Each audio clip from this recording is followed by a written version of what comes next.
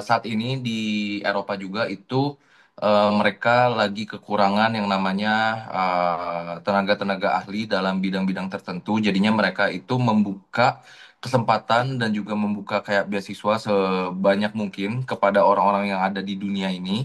Ya untuk setidaknya mereka bisa belajar dan juga kalau misalkan setelah lulus ya setidaknya mereka bisa membantu dalam perekonomian di Eropa ini seperti itu.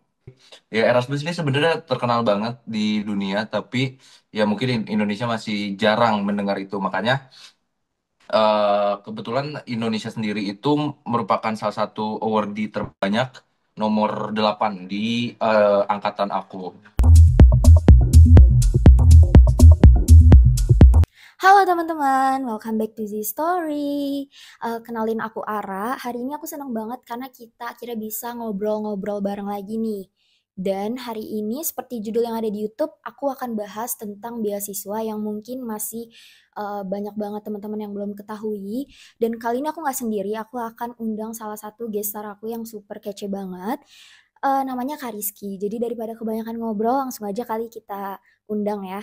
So, please welcome Kak Rizky. Halo Kak, apa kabar? Halo semuanya, perkenalin nama aku Rizky Muhammad Fadila. Aku asalnya dari Bandung dan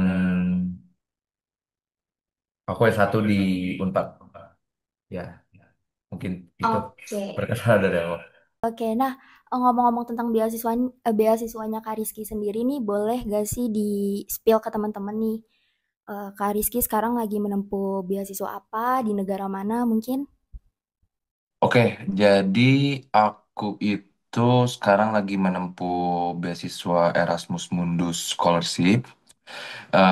Erasmus Mundus Scholarship ini adalah beasiswa dari Uni Eropa. Jadi kalau bisa dibilang beasiswa aku ini bukan dari kayak LPDP atau enggak seperti AAS yang dari pemerintahan Australia, tapi kita dari Uni Eropa. Contohnya mungkin ada beberapa beasiswa juga yang kalau kalian pernah lihat-lihat atau pernah searching-searching, contohnya kayak ASEAN Scholarship. Jadi kita dapat beasiswanya tuh bukan dari suatu negara, tapi dari ya dari suatu apa ya kayak ya seperti ASEAN lah. Jadi kita beasiswanya dari Uni Eropa gitu. Dan kebetulan beasiswa Erasmus ini sebenarnya sangat-sangat seru karena beasiswa ini tipenya Joint Master, di mana kita bisa mendapatkan pembelajaran dari tiap universitas berbeda. Kebetulan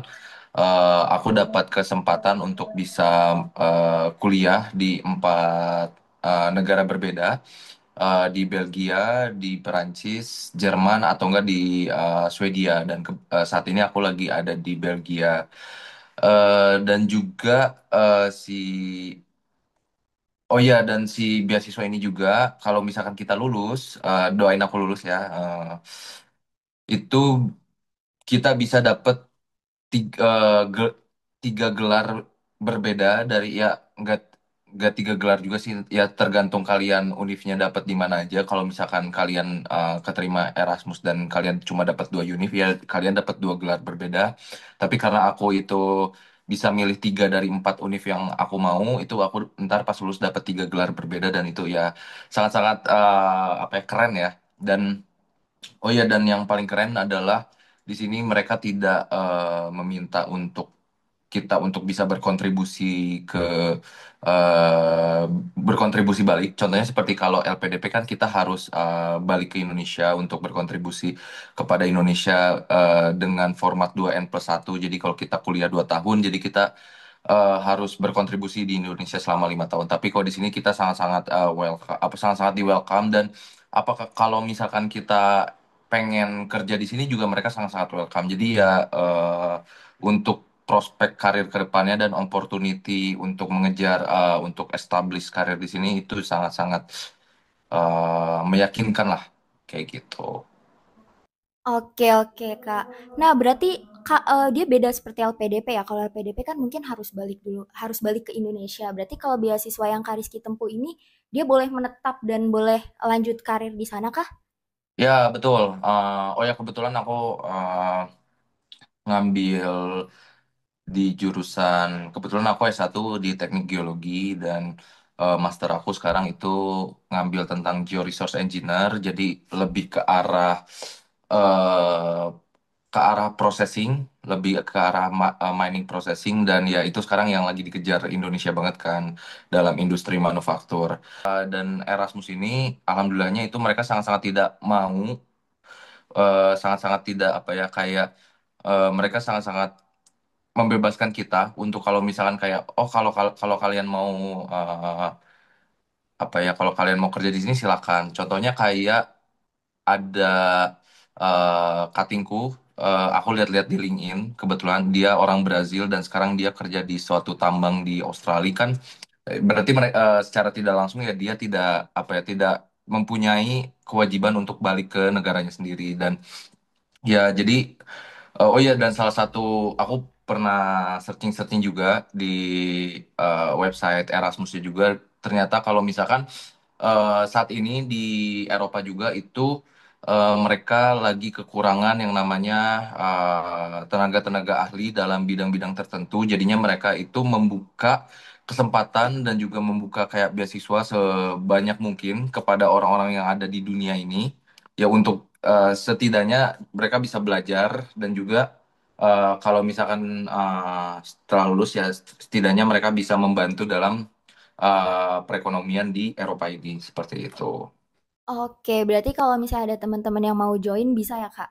Ya bisa dan kalau misalkan kalau kalian pingin itu tuh mereka biasanya buka di bulan Oktober dan tutup di Februari. Tapi itu kalian, oh ya kalian bisa searching aja di Erasmus, searching aja Erasmus Mundus Scholarship. Di situ ntar ada banyak beasiswanya, ada mungkin sekitar puluhan lah. Ntar kalian searching aja dan kalau misalkan ada yang cocok sesuai dengan jurusan kalian, itu kalian bisa masuk. Oh ya dan Erasmus ini sebenarnya enaknya adalah kayak karena ini joint master, jadi di si beasiswanya itu kebanyakan tidak terpaku oleh satu jurusan. Jadi kayak contohnya program aku itu ngambil dari anak metalurgi, geologi dan juga tambang. Jadi benar-benar apa ya benar-benar wide range banget dan juga kalau kalian oh ya dan kalian coba searching-searching ada program apa aja karena tiap program itu bisa bisa kemungkinan tahun ini dapat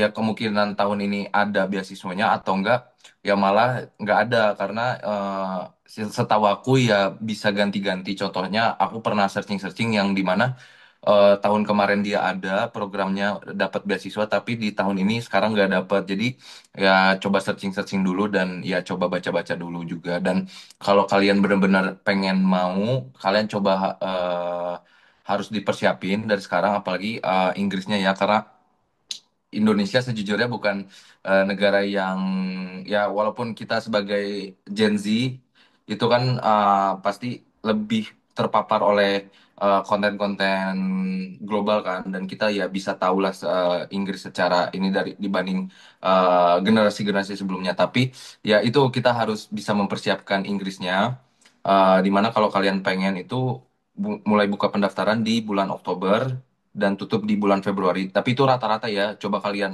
searching lagi. Jadi kalau kalian pengen uh, ambil beasiswa ini ya harus bisa persiapin dari sekarang lah. Jangan kayak entar-entar gitu. Oke, I see. Berarti beasiswa ini tuh nggak setiap tahun dibuka ya Kak?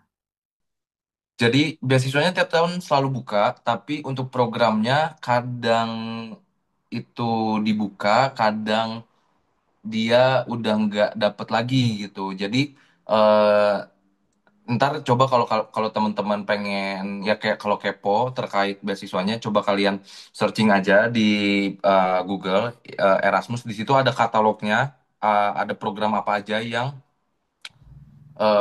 bakal dapat beasiswanya dan Coba kalian searching-searching kayak, oh ini belajar tentang apa, kayak gitu. Oke, I see. Nah, kalau untuk proses pendaftarannya itu beda atau enggak sih, Kak? Mungkin seperti beasiswa yang lainnya. Karena kan ini beasiswanya mungkin masih jarang dan orang-orang mungkin masih asing ya sama beasiswa ini. Sebenarnya ini terkenal banget. Orang Indonesia mungkin taunya cuman LPDP, mungkin Chevening, terus Fulbright, mungkin tahu-taunya itu doang ya. Tapi ya mungkin Indonesia masih jarang mendengar itu. Kebetulan Indonesia sendiri itu merupakan salah satu awardee terbanyak nomor 8 di angkatan aku.